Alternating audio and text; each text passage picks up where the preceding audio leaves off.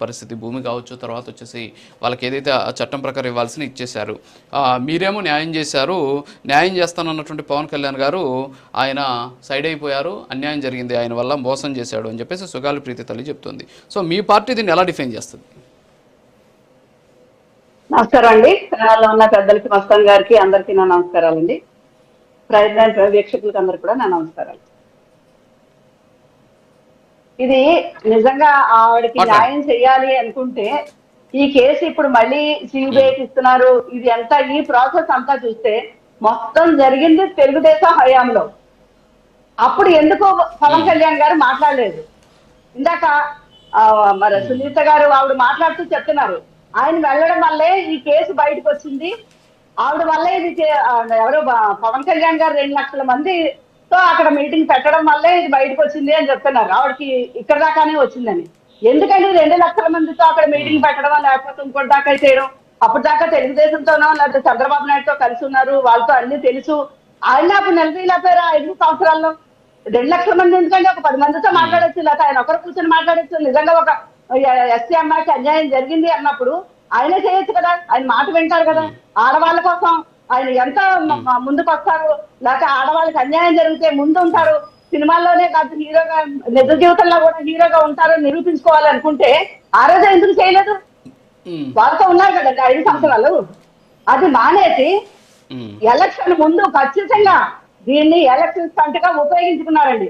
సుగాలి ప్రీతి ఒక ఎస్టీ తెగ, సుగాలి అన్న తెగకు సంబంధించిన అమ్మాయిని జరిగితే దాన్ని ఉపయోగించుకున్నారు. అవునా కాదా?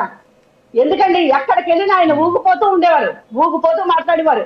అంత ఊగిపోతూ మాట్లాడే మనిషి ఆ 14-19 మధ్యలోనే అన్నకి న్యాయం చేయమని చంద్రబాబు నాయుడు గారు ఎదురుకుండా వెళ్ళి, లేకపోతే ఆయన దగ్గరికి వెళ్ళి ఊగుతో ఎందుకు మాట్లాడలేదు? ఈ సభల్లోనే ఎందుకు మాట్లాడేవారు? 19 తర్వాత ఎందుకు ఇలా మొదలు పెట్టారు? జగన్మోహన్ రెడ్డి గారినే ప్రశ్నించడానికి వస్తారు ఈయన. రాష్ట్రంలో ఏ అన్యాయం జరిగినా ప్రశ్నించడానికి రాదు. ఈ అమ్మాయికి జరిగిన అన్యాయం 17 ఏళ్ళలో జరిగితే మళ్ళీ మనకి 18 వరకు, ఒక నెల వరకు కూడా ఛార్జ్ షీట్ వేయలేదు. పోనీ ఇంత మందిని ఉన్నారు కదా, అందులో ఎవరెవరు డౌట్ గా ఉన్నారో వాళ్ళందరూ తరఫు కూడా తీసుకుని వాళ్ళతో కూడా మ్యాచ్ చేస్తుందా లేదా చూడమని చెప్పారు. దాన్ని ఎవరితోనూ లేదన్నారు. ఆ ఎక్యూజర్తో కూడా మ్యాచ్ కాలేదన్నారు. ఏం చేశారు? ఎక్కడికెక్కడ ఎవరు ఏం చేశారు కానీ దాంతో మ్యాచ్ కాలేదని ఒక ఇన్కన్క్లూజివ్ ఛార్జ్ షీట్ ఫైల్ చేశారు.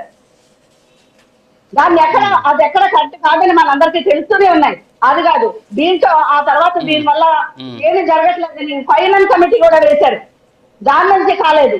ఇవన్నీ కాకుండా అప్పుడు మానేసి ఇలా జరుగుతుందని జగన్మోహన్ రెడ్డి గారి హయాంలో వీళ్ళు ధర్నాలు చేసి, లేకపోతే ఈయన 2 లక్షల మందితో పెడితే ఆయన హయాంలో జరిగింది కాదు.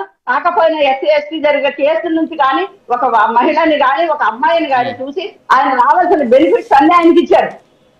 ఆయన అక్కడ జగన్మోహన్ రెడ్డి గారు ఏ విధంగానే అన్ని చేయలేదు, ఏ విధంగానూ ఇది చేయలేదు. కోర్టులకు ఇచ్చారు, సిబిఐకి అన్నారు, సిబిఐకి మీరు రాయండి అన్నారు, సిబిఐకి ఇచ్చారు.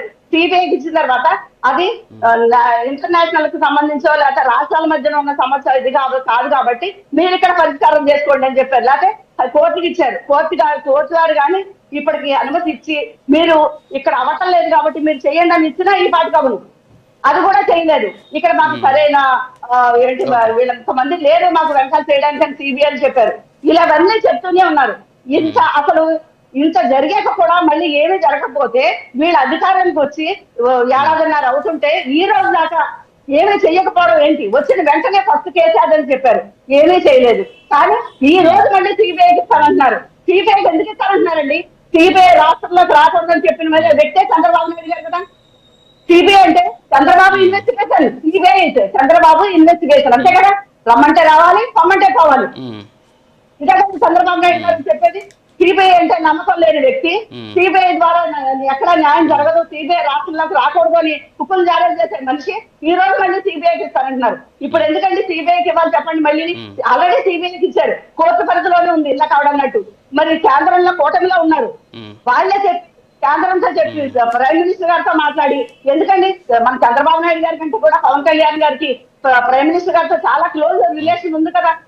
నాకు కేంద్రంలో చాలా క్లోజ్ ఉంది. అంటే ఇప్పుడు సిబిఐకి ఇవ్వడం కరెక్ట్ కాదంటారా? మళ్ళీ రెండోసారి ఇప్పుడు సిబిఐకి సిబిఐకి ఇవ్వడం కరెక్ట్ కాదంటారు అయితే జరుగుతుండగా చంద్రబాబు నాయుడు ఇన్వెస్టిగేషన్ టీం ఉన్నప్పుడు ఓకే అంటే ఇక్కడ మీరు మాట్లాడాల్సినటువంటి విషయం ఏంటంటే మేడం మీరు ఓకే వెరీ గుడ్ మీరు సిబిఐకి కేసునిచ్చారు 2 జీవోలు కూడా జారీ చేశారు మొదటి జీవో పనికిరాదన్నారు ఆ తర్వాత 2వ జీవో 3 నెలల తర్వాత మీరు ఇచ్చారు వెరీ గుడ్ అయితే 2021లో వేసినటువంటి కౌంటర్ అఫిడవిట్ 2025లో ఇదే పవన్ కళ్యాణ్ కూటమి అధికారంలోకి వచ్చేంత వరకు మీరు ఎందుకు పట్టించుకోలేదు సిబిఐ ఏమని చెప్పేవారండి కోర్టుకి ఇచ్చారు కోర్టు నుంచి వస్తే ఇస్తారు ఎవరు కాపిట పట్టించుకోలేదండి ఈ రోజు మీరు కూడా ఇలా మాట్లాడుతున్నారు 5 ఏళ్ళు పట్టించుకోలేని మనిషిని ఏమేమి మాట్లాడరు ఈ రోజు అధికారంలో వస్తే దాని గురించి మాట్లాడరు చర్యలు తీసుకుని ఆ అమ్మాయికి న్యాయం గురించి అయిపోయిన ప్రభుత్వం గురించి నేను జగన్మోహన్ రెడ్డి గారి గురించి నేను మాట్లాడట్లేదు నేను మీరు మాట్లాడిన కాదు నాగమణి గారు మీరు నన్ను అపార్థం చేసుకుంటున్నారు మీరు ఏంటంటే నేను అడుగుతున్నది ఏంటంటే పవన్ కళ్యాణ్ గారు అధికారంలోకి వచ్చేంత వరకు కౌంటర్ అఫిడవిట్ గురించి మీ పార్టీకి సంబంధించిన వాళ్ళు ఎందుకు పట్టించుకోలేదు అనేది నా ప్రశ్న అంతే